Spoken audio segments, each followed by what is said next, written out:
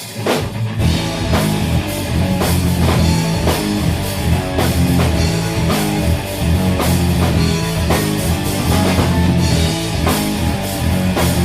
was once in a lifetime. That was one of the greatest round ones of all time, of all sports, ever. I think, though, Beverly Hills Cop, RoboCop crossover needs to happen.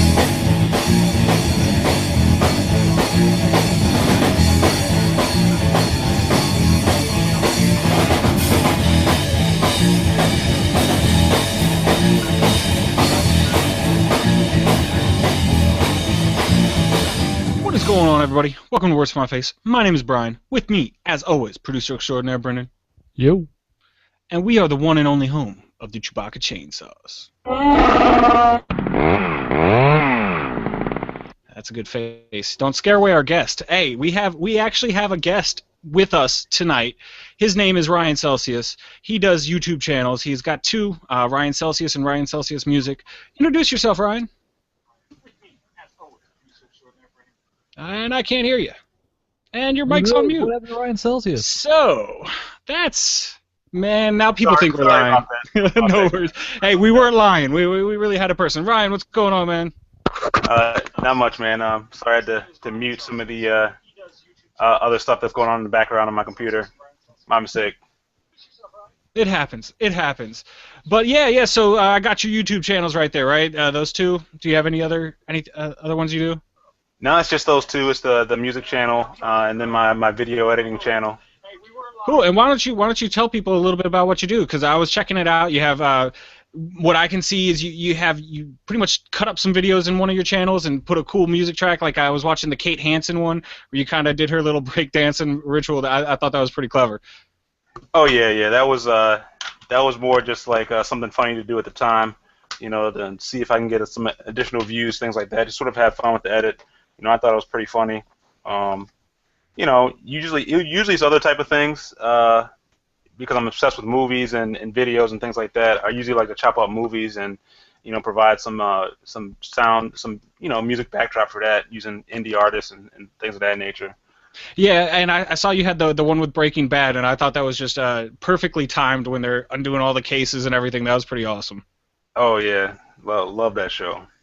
Yeah, I gotta admit I haven't quite gotten into it yet, but everybody loves that show. So you have not gotten into it, man. Come on, man. I'm one of those guys who waits for. I'm one of those guys who waits for it all to hit if I could speak, hit Netflix and just run right through it. But yeah, it's on there, all 5 seasons. I gotta get to it. But that's definitely. But yeah, so welcome to the show, Ryan. We're glad to have you. Oh, thank you for having me. And so we're going to start out the show with a segment we do every week, and that is the horrible movie of the week, and that is where listeners pretty much tell me what movie to torture myself with. Yes. Yeah, and this week, actually, you failed. So, sorry, Scott. He submitted in one of the comments of our last video that I should watch the movie Freebirds, and I'm going to admit I liked it. Yep. This is a first. An absolute first for a horrible movie of the week. And to be honest, I wasn't sure that you liked movies in general. So, with all the bad ones that I watch, it's almost like you know, there's so many good movies out there that I don't get to, and there's plenty of horrible ones that I'm always watching. It's a weird phenomenon. So what was the name of the movie? Freebirds? Freebirds, and this is where turkeys go back into the past to try to prevent them from getting on the Thanksgiving menu. So that definitely sounds like a movie that could be completely horrible. But it's a kids movie, right? It's a kids movie. I mean, Owen Wilson was the voice of one of them. I mean, they had a bunch of other actors that recognizable voices in this movie. So it was pretty entertaining. And you know what? It's kind of like Shrek wasn't like a great movie. I didn't love that movie, but for a kids movie, it was entertaining. So it's kind of the category I'm throwing this one in. Okay. So it actually gets a 3 out of 5. So that qualifies it for a good movie. Listen, and you don't have to do. You don't have to do. I can put in a movie for. I know I'm crazy late. But can I? Hey, I got a pen right with me. A movie that I thought was horrible and should not have gotten the acclaim that it got. The Purge. The Purge. Oh, I saw the reviews or the previews for that, and I was almost on board because I don't really watch very many horror movies. I was like, that looks like a horror movie that I might be interested in. I never bothered watching it, and then they have a sequel now too, right? The sequel actually looks really good. The original looked good, but was executed probably the worst I've ever seen a movie executed, at least in 2013. Wow, yeah, they do have a sequel coming out. I know about that, and that had Ethan Hawke in it too. So it's not like there wasn't no-name actors in that one. Yeah, the original had Lena Headey, and she's From an Game of amazing Thrones. actress, right? And it didn't matter who was in it. The direction of it was so terrible. It made so little sense that the whole time you're just kind of pissed off. Why did I start this? Exactly. For everyone that didn't see the movie, I'm not even really spoiling it. But the majority of the movie, and by majority I mean an hour and 10 minutes of the movie, is they're in a house and they're searching for each other. And is this like a huge, like giant house that they have to search for each other in, or? Yes, apparently their house is so large that their children can run away and go missing for hours without. You can yell out, you can go on excursions to find them, and you still won't.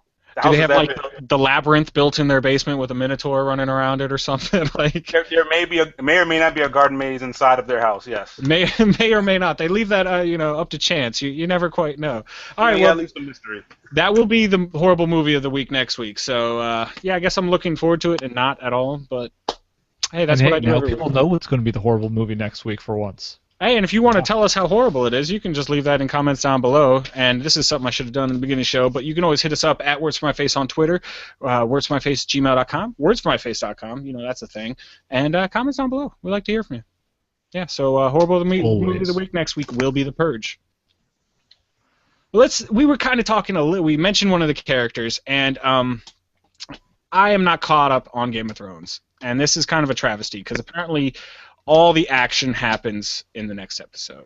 Ryan, it's particularly a travesty because you came to me and said, "Hey, I'm going to do a thing about Game of Thrones," and so I'm thinking here, "Hey, yeah, well, he must have seen the latest episode, and that must be why that's the topic tonight." No. Actually, that would be my assumption too. Yeah, and that would be a good assumption. I was telling people too, like, "Hey, we're going to talk about it tonight. Brian's got it covered," because I mean, as everyone knows, I don't watch new shows. Any shows? He's had the first season at his house for how long? I gave it to you on Blu-ray like 2 years ago. This is true. He did do that.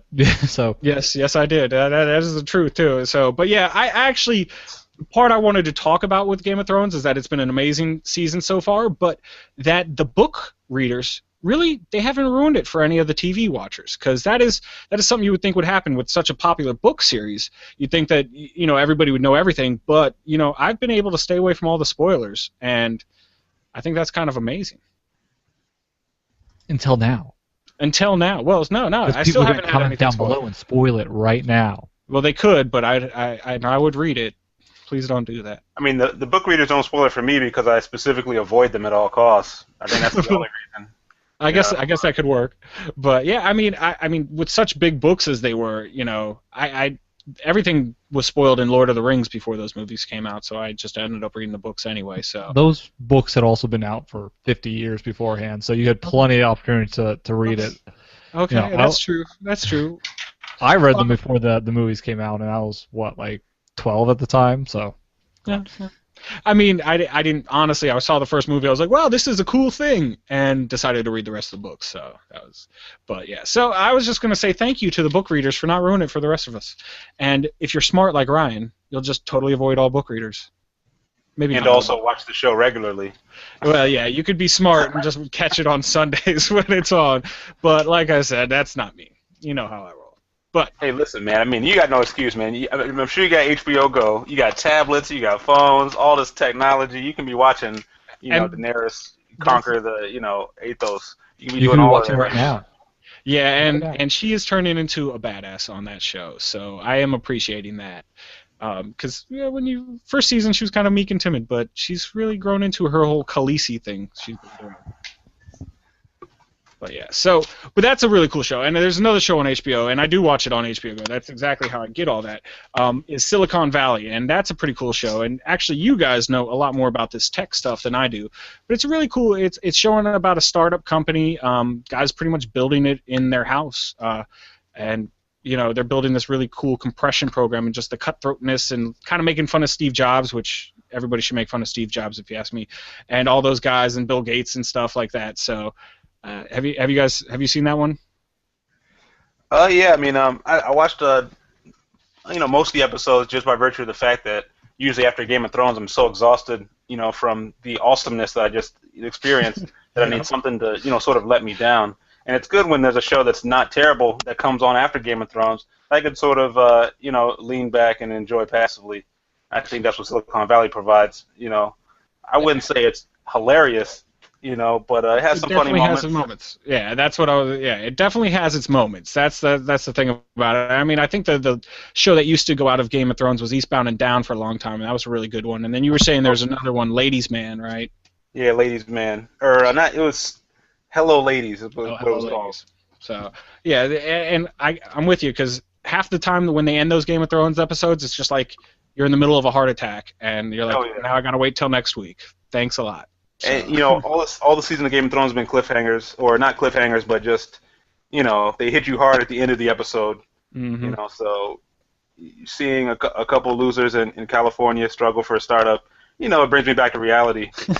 And yeah, there's no dragons flying around in that, or Exactly, it's just real life depression. Yeah, exactly. That's just how we all are, moping around a little bit. But yeah, so that was pretty cool. So if you haven't checked out those shows, I understand because I haven't finished Game of Thrones. Yeah, I haven't checked out those shows because, like I said, I don't watch anything apparently. You might wonder why am I on this show, this entertainment show, and I don't watch anything. But well, because I don't know how to put this up by myself, so that's all Brian's job. Don't blame me for not watching these shows. Well, I'm close. Like. Only one episode off, but the biggest episode. It's like missing the Red Wedding episode from last year's season. So, but let's move this on to the movie realm. And here is something that I've seen. I know it's a surprise, but X-Men: Days of Future Past came out 2 weeks ago. It has actually already hit 500 million domestic and international, becoming the #1 X-Men movie of the franchise, grossing already, and it's still running strong. And I gotta say that this movie was amazing. You guys. I actually saw this one too. It's actually a surprise. Saw it opening day, and it was great. I thought it was great. There was a particular part of it. I don't know if we want to go into spoilers, but it's not really a spoiler. Listen, we gotta spoil something, man. Yeah, we gotta spoil a little bit. Little bit of spoilers. Bit of spoilers.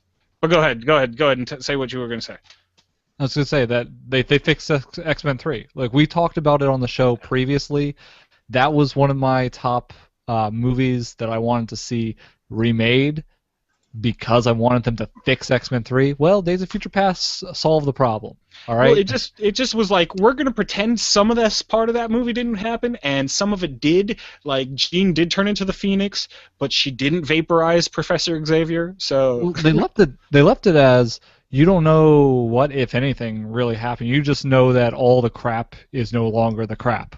Yeah. They reference it. They're like, Wolverine remembers it, but no one else knows that the crap happened. Well, so, they can ignore it. I don't know about that. I mean, the storyline there is somewhat consistent with one of the comic book storylines where Phoenix killed Xavier.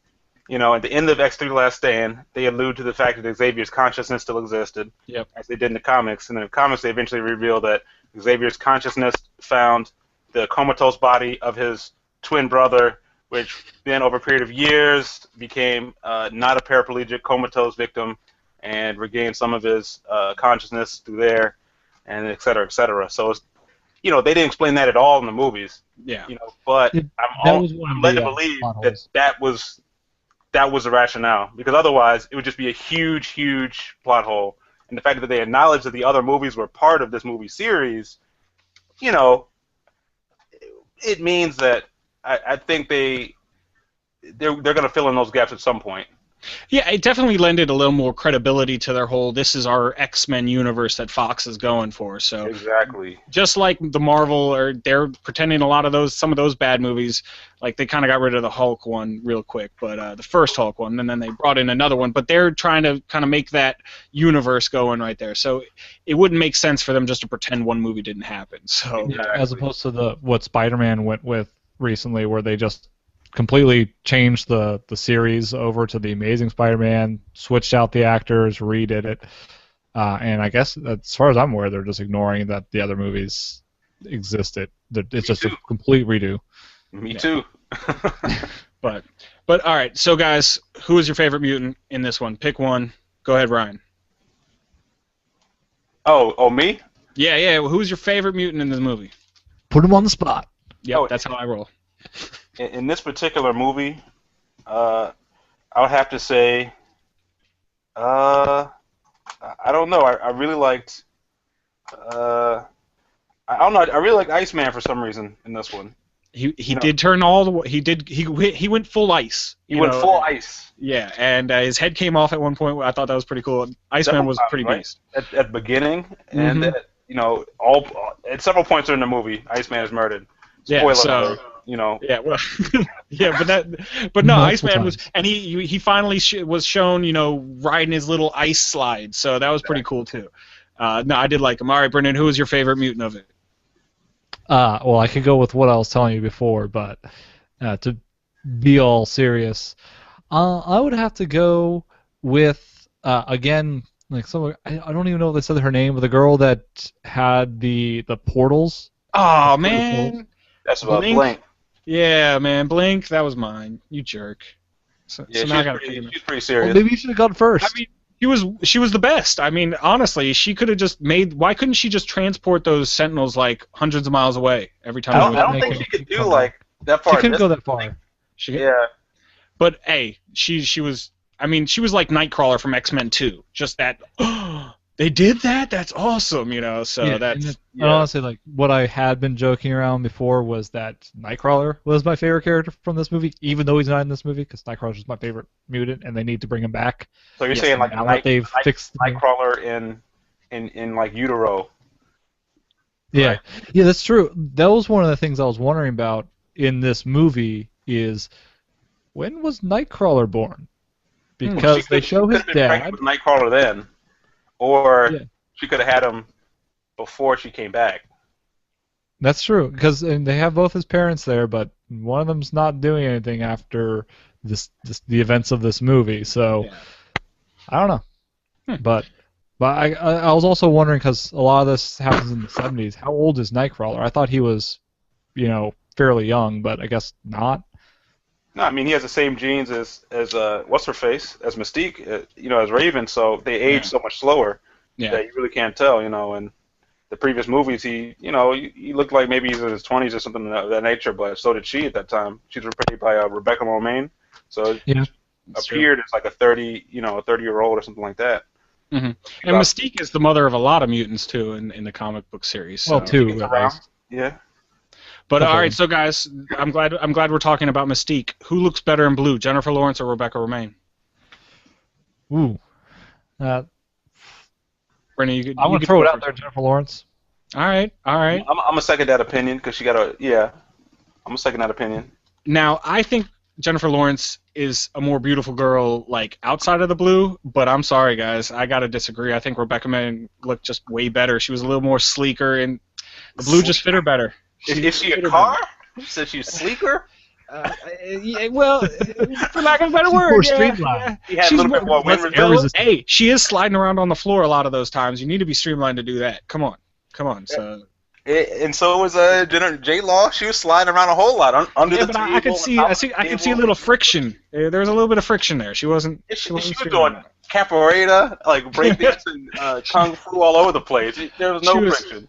She was Eddie from Tekken series. Yes, Tiger. running around there. Yeah, that's a character. Why I'm wondering, they don't have Mystique in any of the fighting game Marvel characters, do they? I don't think so. They don't have Mystique in any of the fighting games. Nah. They should. She would be like Shang Tsung from Mortal Kombat. She could just change into everybody. I mean, that would be a cool. I would assume she would have like multiple styles, kind of like Virtual Fighter, the monk guy that just has like 20 different styles. Well, you could do that too. You know, I mean, you could just whatever make her you everybody. Do. Yeah, make whatever everybody you do. and anybody. But yeah, okay. So yeah. So I did have one problem with this movie though, and it's a minor problem. I can kind of overlook it. But how dare they destroy RFK before the glory years of the '80s? Just so they can rebuild it. So I had no problem with that. You know, I like to see it, you know, get destroyed and fly over the White House and, you know, really open up those stadium seats. You know? They get a nice little breeze going through there. I mean, it did look really cool. Come on. You can go for, like, I guess there's no other stadium in D.C., so it's really the only thing that would have worked, but... Yeah. I love RFK. I thought it was the best choice, you know. It was the only. Yeah. It really was the only choice at that time. So. And I did like how they had Pietro. That's his name, right? The Quicksilver. They didn't call him Quicksilver in the movie, though, did they? Nah, they didn't. Nah, they didn't allude to that name. Nah. Because he was young, though. It was before he had taken on any kind of persona. He doesn't know any other mutants at that time. And they say he's just a kid, and he is just a kid in it, so he's not Quicksilver yet. Really. And I joke about it though, about the whole. You remember the reference? Yeah, with his dad being able to control metal, so that was pretty cool. Yeah, yeah. But I was wondering, maybe is it because like Quicksilver is owned by the Avengers? Like, can they not use Quicksilver as a name? Yeah, but they got it out first, so I thought that they got the rights because he's a mutant. Like, I know that they're doing that weird situation where both Avengers and X-Men are going to have Quicksilver, and I think Ryan, you told us the other time that it's going to be the same actor too. Yeah. So that's going to be interesting. And but I thought that they could always say Quicksilver because Quicksilver, I identified with him as a mutant too, so yeah. I don't know. Which they're not allowed to mention mutants at all in the Avengers series, which again is going to be interesting how they pull that off, but. I guess we'll have to wait and see on that one. And Peter Dinklage, I mean, could he have gotten any better? No, I mean, I thought he was awesome in that movie. I mean, he's perfect Trask. Yeah. I mean, picture perfect. I mean, he's great in Game of Thrones, and he was just amazing as Trask. Yeah. So, if you haven't seen the movie yet, okay, Brendan thought he was terrible. All right. Just because. Yeah, I hate him too. No, but so if you haven't seen the movie, go out and check it out. It's a lot of fun.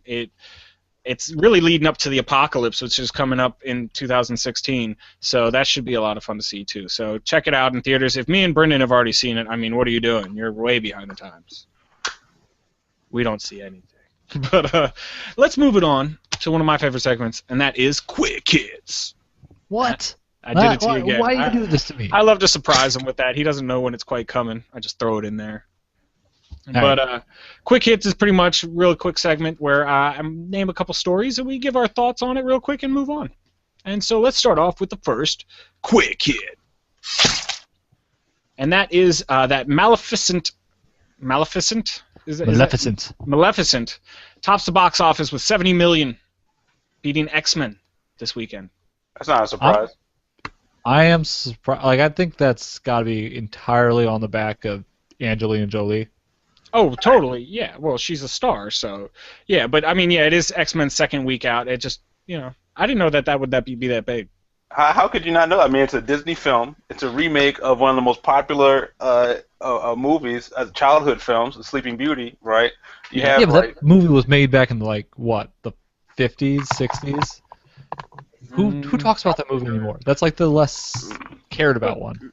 Yeah, I mean, Sleeping Beauty, really, between Cinderella, Snow White, and Sleeping Beauty. Sleeping Beauty is the one that's pushed aside the most. It's the shittiest one, yeah, but it gets this reboot where they're telling a different story. It looks edgier, it has a dark feel, but it's obviously for children as well. It has action, I'm not surprised that it's number one. Well, one of the other reasons why I would be surprised is because remember they did that Snow White and the Huntsman movie a few years back. Right. And that wasn't done by Disney, I don't think. That was done by a different company, but right. That's that classic story, gritty, darker version than we're used to from Disney's watered down version. Yeah. And I don't think that did super well. I mean, it did fair enough. But didn't do. Yeah. And it had well. Charlize Theron and like Chris Hemsworth and Kristen Stewart in that one too. So yeah, I mean, I'm not surprised that a Disney movie topped the box office, but I was just didn't think it would knock X-Men off that quick. But let's move it on to the next quick hit. And that is the Splinter Cell movies in the works, everybody's. Doug Liman, director of Edge of Tomorrow, the new Tom Cruise movie that's coming out, is working on a script right now with Tom Hardy, who will eventually star in the movie as well. I think it's going to be a disappointment just on the onset. It's like making a Rainbow Six movie or anything else. It's never going to live up to what it should be, and I think it's going to be a disappointment. Even with that director, who's a fantastic director, I just I don't have high hopes for it. Well, I don't know if they can pull it off without Tom Clancy. Exactly, Tom Clancy. There's plenty of Tom Clancy movies out there, but yeah, now he's not involved. Yeah, but I do think that if they're gonna be successful, they pick the right actor. Tom Hardy, I think, would work as Sam Fisher. Okay. Good actors can't make the whole movie. I mean, it's all about the direction and all that. A good actor can't just turn the whole movie around. I think. Can I help. think it depends on the actor. Yeah, I think well, if Samuel L. Jackson, not Samuel L. Jackson, he's in Playing Bad movies. Snakes on a Plane. Okay, Morgan Freeman. Though. Morgan Freeman. Can you name a bad movie with Morgan Freeman? Can you name 3 bad movies with him anyway? Yes. What was that? 1 to The 3. movie where he was the president and the world was going to shit. There was Armageddon. That movie was terrible. That was Deep Impact. No, that was Deep Impact was bad. Yeah, that wasn't very good. That was really bad. That was with the young one. Elijah Woods, One. and that wasn't good. Yeah, that's true. And that came out right after Armageddon, and it was kind of just going on the coattails of Comet Hit Earth. Okay, that was one right out of the bat. Freeman worth seeing in that movie? You said what? Was it Morgan Freeman worth seeing in that movie? Yeah, he was, but he didn't make the movie worth seeing. All right. Well, that's 1 though. I said 3. The burden of proof is 3 now. Yes, it has jumped from 1 to 3. Yeah, I said 3. I Not said too 3. quick. Well, you went 1, 3. So you have too much. We can move it if we don't want to go into it. but he came off with one pretty quick though. But let's move it on to the next Wait. kid. I mean, I can find okay, more. never mind. Retract it. I can If find people more. know 3, by the way, you can put it in the comments below. Yeah, chime in 3 some bad bad Morgan Freeman movies. Don't say, what is that, Penguins movie, Penguins? That was a good one. And there he was just narrating it, so there you go. Well, He's narrated a lot of films. I'm sure a good portion are bad. yeah, well, that's true. But if you have his silky smooth voice over it, it does make it at least easier to digest the badness. Yeah. Or what about Olympus Has Fallen? Did anyone run out to the theaters to see that? No, but I saw it. I didn't think it was horrible. I just didn't think it was very good. You just wouldn't watch it again? Yeah, no, watching it once is enough. Or would you recommend it to someone to watch? Hey man, If watch. you really like seeing White House like blown up, yeah. Depends. If that's your pastime, If that's that and Independence Day. That's how you like it. Yeah, Independence Day. White House Down, that Channing Tatum, Jamie Foxx movie. You see the White House get blown up in that one too. So if that's your thing, I ain't gonna judge. But let's move it on to the next quick hit. And that is Red Dead 3. Rumors are abounding that it's in the works from Rockstar. And you had Red Dead Revolver for the PlayStation. You had Red Dead Redemption for the PlayStation 3 and everything. And I'm looking forward to a Red Dead 3. Okay. Did you never play those games? It's a great game. It's an open world cowboy game. You really can't beat that. I mean, I could. With most other things. I don't know. The Wild West. I played the game too. It was fun, but Wild West just doesn't appeal to me. Yeah. If you don't like getting around on horses. Yeah. Yeah. Well, I mean. I guess it's already covered by some other games, but I don't know. But all right, let's move it on to the last quick hit. And that is Mario Kart 8. Came out last weekend, and it's already sold 1.2 million copies. That it did, and I in fact, have a copy, and it's actually up right now. I'm just watching at the screen because that's what I do. I watch But yeah, screens of Mario Kart. This was the system seller. Everybody was waiting for one of these big games to come out, and this is what happened. I mean, didn't you say that their sales spiked by like some enormous percent? The numbers I saw, there was some, I guess an independent firm announced it for the UK that they had a jump in sales by 666%, which is an interesting figure there. The number of the beast. Yeah. So some are, of course, speculating on what that actually means, but yeah, big boost in sales for the Wii U just because of this one game. 85% of those sales were apparently the Mario Kart Wii U bundle. Well, so, huge. Everywhere else, I know in the week leading up to Mario Kart coming out, Japan had already seen some spikes in sales, and Japan was already doing decently well with the Wii U. That was the only place Wii U was doing well, was in Japan, and they were seeing even greater increase in the week leading up to it. So yeah, now it's really just maybe helping the Wii U recover, maybe putting it back in the limelight. Perhaps not coincidentally, Ubisoft was hinting more at and starting to release more stuff about releasing Watch Dogs, which also came out last week on the Wii U now, which was the missing system previously. So yeah, but yeah, I'm not gonna get the Wii U. Sorry, Yeah, just not not a big fan of that. The whole gamepad, and when it they're is amazing. The gamepad is actually a great thing if they utilize it better, but it also feels right. But did you hear what you said? If they utilize it better. If they utilize it better, you would see why it's so why it's groundbreaking. Even without utilizing it better, utilizing it the way that they do, it's still a nice feature. If for no other reason than the way you can play co-op in the same room with one person just using the gamepad as their screen and the other person using your TV with the Pro Controller as a screen. Yeah, but PlayStation had something that you could do that where you have the 3D glasses on and one person sees one screen and one person sees the other.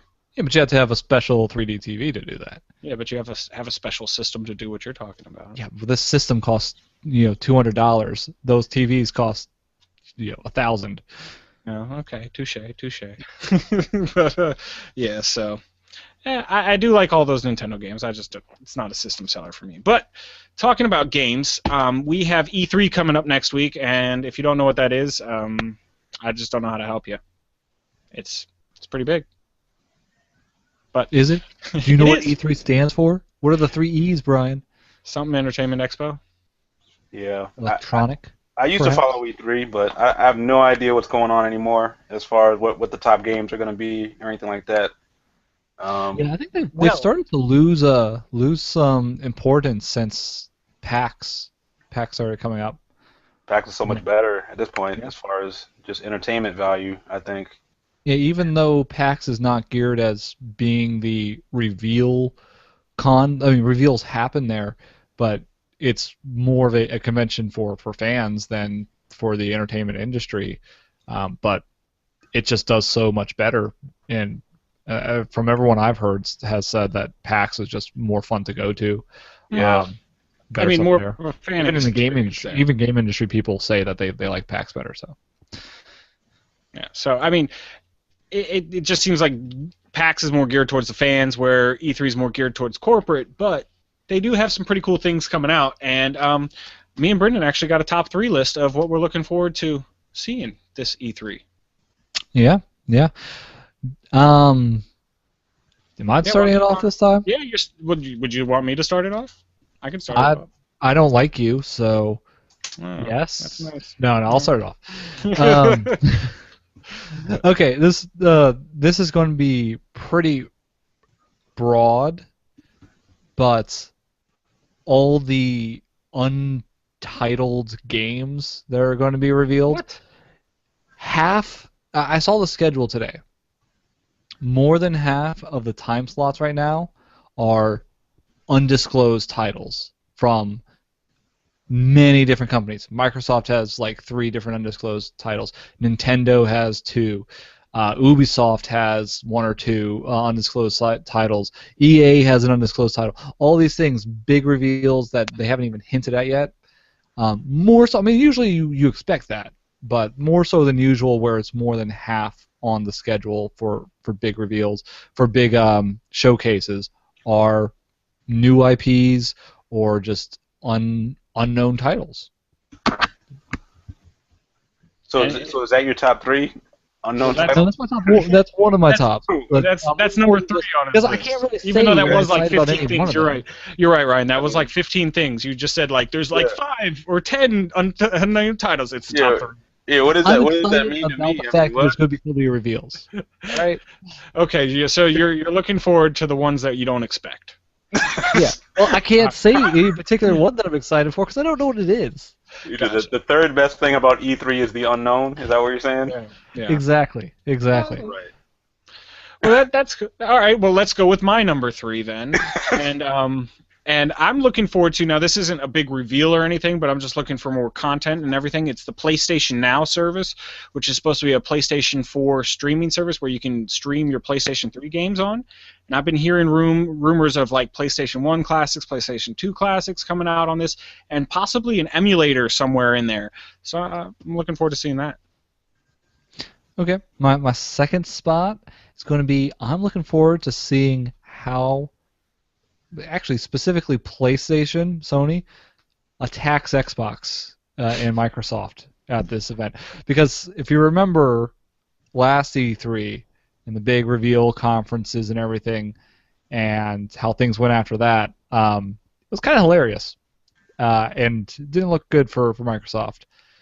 I'm kind of waiting to see what they have up their sleeve now that the 2 new systems are out in the open. What can they do? I know that they got something cooked up their sleeves, and I know Microsoft's going to try and fight back, but we'll see how it goes. So. And they did have fun last year. I mean, Sony pretty much killed Xbox last year, so that was pretty cool. And that was when they were doing their big hardware releases, so that was even bigger time for them. So yeah, exactly. That's what I'm saying. Like now the hardware's out, so I mean, what are they going to do? Maybe they'll just rub it in their face that the PS4 has sold so much better. I don't know. We'll see. Yeah. Ryan, are you a Xbox One or a PS4 person? I have a couple Xbox Ones. I was gonna get the PS4, but I'm just not hyped about anything on it. Is it the games that's driving you more towards the Xbox, or is it the? No, I'd say the games on Xbox. There's more games on PS4 actually. It's just that I committed to getting the Xbox One because at the time when it was coming out, I was heavy into Call of Duty, and I really, had to continue that legacy. And so I played that for however many months, and then I got bored of it and realized they have nothing on the Xbox Live Store. Yeah. And then, that's how that happened. How about Titanfall? That didn't hold you over? Nah, so I got Titanfall.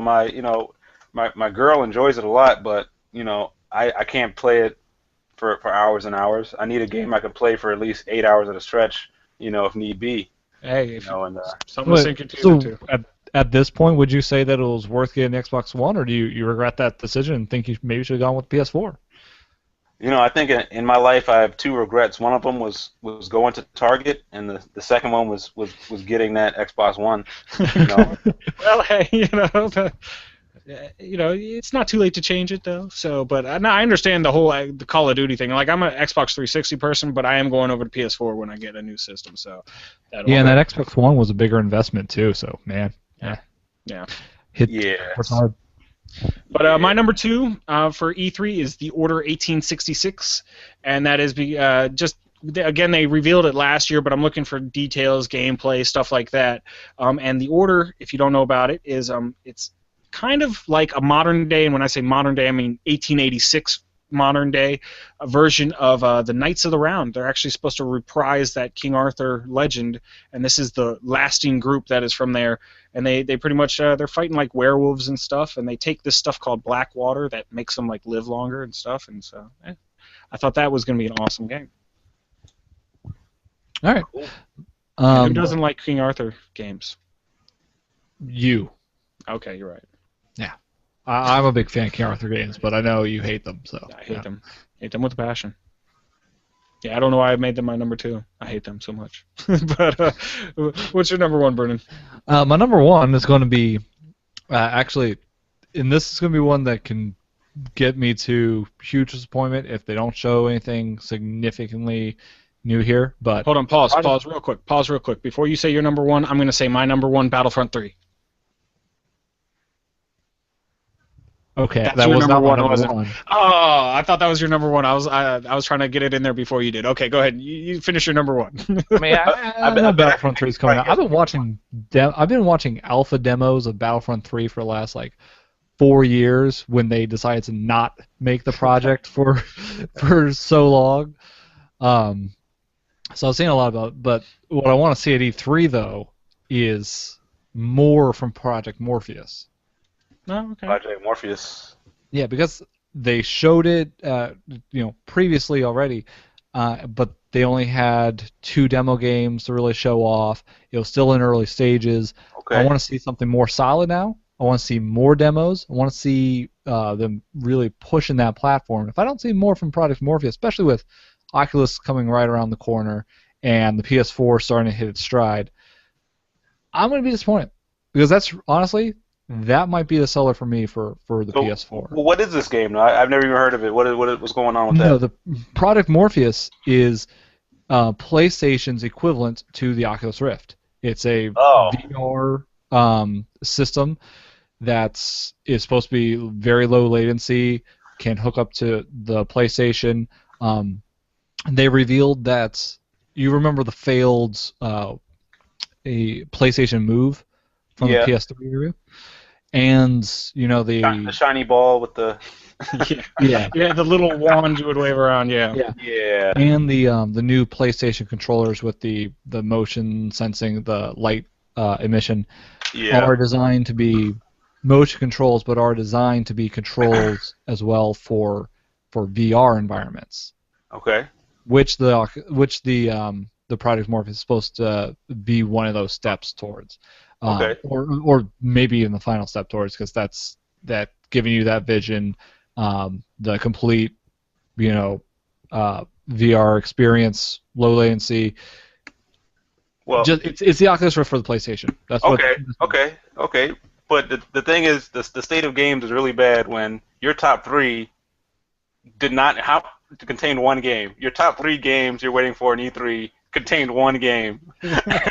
Well, it was a bunch. It contained like really 15 games, but they were the unknown ones that nobody's ever heard of. So. Well, that's true, because if I was going to put in a game, though. Yeah. To be honest, I didn't put this in because it's not even going to be just at E3. It's going to be everywhere, and I'm going to be playing it. It's called Smash Brothers Wii U. It's during E3. They're going to be playing it at Best Buys everywhere. We can wrap it up at this point, with Smash Brothers talk coming in. I mean, we can. It's going to be great. I think Smash you'd like it too. Cool, because as I know, Mr. Ryan Celsius over here, he dabbled in the competitive fighting game market, and I know that Smash Brothers doesn't usually get up there. But Nintendo's trying to hit hard the competitive market for the next Smash Brothers. Is it because it's only like 2 button combos that most they don't really consider that a real fighting game? Long story short, yes. Okay, that's what I figured. I mean, I always have a great time playing it, but I can understand why they wouldn't. It's like putting like an NFL Street or something in there in like a Madden tournament. It's not the same. Yeah. But they are hitting it a little bit hard. I mean, people know about the news by now, but they're going to split up the game so that there's what they call for fun mode, which is the one with all the random things happening, the different items, whatever, and for glory mode, as they call it, which is competitive play where you have basic boards that are essentially Final Destination, but now with a bunch of different skins. You're not going to have these random factors. You'll have no items. You can just go straight to it. They keep track of your wins and losses and other aspects of the game. And that'd be cool. I mean, it's nice to spice some things up a little bit, just giving you different modes. But And let Namco's making it. And Namco has made several other big fighter games, so. Well, one specifically, which is Tekken. I think Soul Calibur. I mean, Tekken's the big one for competitive play, but Soul Calibur is another fighting game that they've done. That's true. That's true. And that was a fun weapons game, so that was cool. But yeah, and I already gave out my number one, but we'll just mention it because I thought you were about to say Battlefront, and so I tried to jump the gun, so I wasn't outdone. Maybe if this was 2 years ago, that would be it, but I don't know. Come on, last year at E3, they gave you like a 20-second little clip of AT-AT's foot stomping down, and it says Battlefront 3. I mean, that's new. This should be awesome. They're going to have some sort of gameplay, I'm sure. I don't know, but I've seen several minutes of gameplay years ago when they were decided they weren't going to make it. I was like, I don't know. But an alpha build is not the same as like what they would show at a real conference. So it is exactly the same. There's going to be no changes between the alpha build that was made 4 years ago and the game that's going to be released. Called it. You're calling it right now. This is the prediction. Right now, there will be no new news on that. So you're just really like down on all games. Do we have time for my top three? I don't know. Yeah, man. Please. We'd love to hear them. Listen, I got a couple amazing games. Quantum Break. I don't know. Have you seen the trailers for Quantum Break? No. Is that? It's a time travel based game where you can stop time and do all sorts of stuff. They have really cool effects. Let me put my screen share on so you can at least get some images up there as opposed to my glowing blue silhouette or whatever it is, my Google Plus day. Here we go. Screen share in there, right? Quantum Break, beautiful game. I think this wasn't. I think they had like a little bit at the last E3, like very very alpha. But I think now they have 80-90% of the game finished up, and every piece of it is beautiful. So you get a good chunk of the gameplay in there. Yeah. I'm not even sure what this is. This is one of the trailers. Darn ads. Yeah. And now they get free advertisement on Words for My Face. Exactly. That's how they get you. But yeah, the whole concept is you're using time and you're manipulating it and you're doing all sorts of stuff to that's your main power. So it's essentially going to be like what's the Infamous a little bit. Okay, yeah. But with a different dynamic and hopefully good mechanics and stuff like that. So I'm real excited to see that. Also another one that I had was the indie game that showed at PAX. I think it debuted at PAX, which was Evolve. Yeah. You familiar with where you can is that where you? Oh no, we did look into that. I did see that. That was like my PAX East game with the thing. Remind me about that one. Refresh my memory on that one. Yeah. So it starts off with there's only two classes. There's a hunter and there's the beast, the monster out there, right? And so 4 people can play as the hunters. They have varying classes amongst themselves, and then like one person plays as the beast. The beast can run around, feed off of plants, animals, things like that, get his strength up, and the hunters go out and find the beast, and that's essentially how it works. And the mechanics of it look really good. They've had That's where all 4 members. I'm kind of remembering it. Where all 4 members of the team has to take on a different role. Nobody can be the same class. You all have to kind of work together in unison to take down the big monster. And that's a game that would have been perfect for the Wii U gamepad had they decided. I don't think anything would be perfect for the Wii U outside of it has Mario in front of it. It's probably going to work out, but. The Beast mode, the Beast is on the gamepad, and you have the other 4. Like if you played like together in the same room, anyway, because that's what it's designed for. You 5-player, one person has a different set of views on their own. 4 people are teamed up doing their own thing, split screen on your screen, and yeah, they're like, no, we don't like the Wii U. But. Well, we've kind of gone over this. I don't know if many people like the Wii U, except for we're talking to that they got it. I like the Wii U. But yeah, so Evolve. I definitely remember talking about that in one of our earlier shows. That's definitely going to be an interesting game. As far as multiplayer games, like they kind of did something like that if you played Dead Space 2. They kind of had like a multiplayer where you could be the monsters or you could be the humans. And it didn't really work that well, so I'm hoping this one really does pull that off right. Oh yeah, I mean, I think that it does. Like looking at a lot of the gameplay and stuff like that, it looks really clean, looks really well done. The main problem when games try to do dynamics like that, where they use the enemy characters or the monsters as sort of a playable thing, is they don't balance it right, and so it becomes sort of pointless to play as one of the classes, right? So I think like games like Evolve are doing it right. One of the Alien vs Predator games did it right. But I think a lot of games they just fumble over it and always do it wrong. Well, yeah, it's hard to, I can see where the balance would be really hard to strike, because these monsters are supposed to be crazy good, but then the humans, like, they have to be able to beat them somehow, and exactly. It doesn't always work out so well. Oh wow, that monster's kind of ripping that dude apart right there. Yeah. So that definitely looks pretty cool. Yeah, and it really enforces like some strategy with how you design your hunter team too, because you all can't be the same class. There has to be a healer. There has to be certain people in certain positions and things like that. So I think the game might have some depth to it, beyond the first 100 hours of gameplay. So I'm hyped about it. Yeah, that does look cool. That does look cool. Yeah. And so, did you have a third? Oh yeah, I think I went out of order. I think Quantum Break is my number 1, and Evolve is my number 2 game. Okay. The other one I don't see on this list, but it's called Dying Light, and I think it'll be at E3, but I don't see it on this list here. But Dying Light is essentially I don't know if you played Dead Island, those games. Yeah. The first one was pretty bad. The second one was a little better.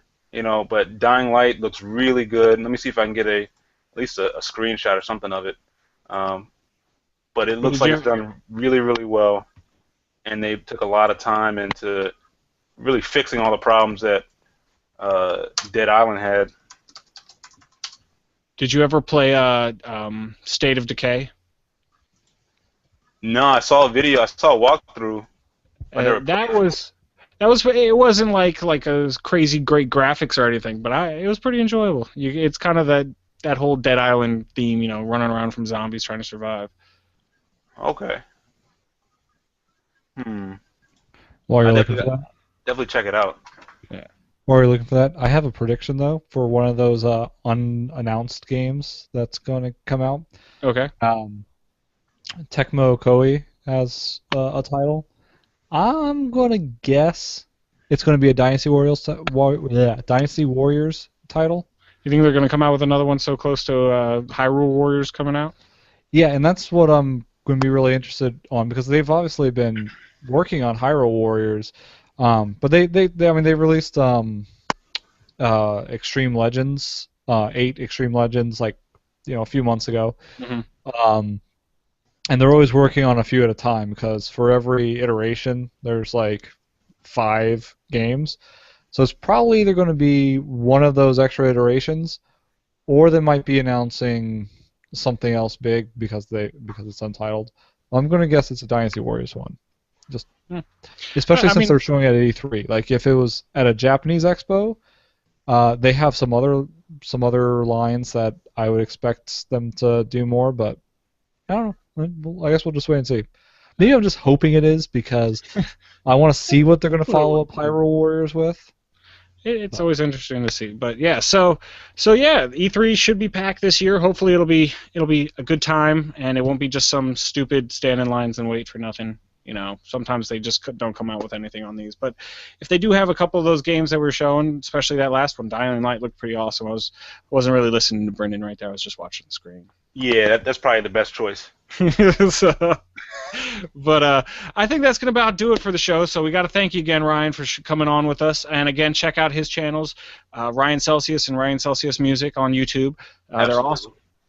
And as always, I am Brian. With me, as always, producer extraordinaire Brendan. You. And we are signing out.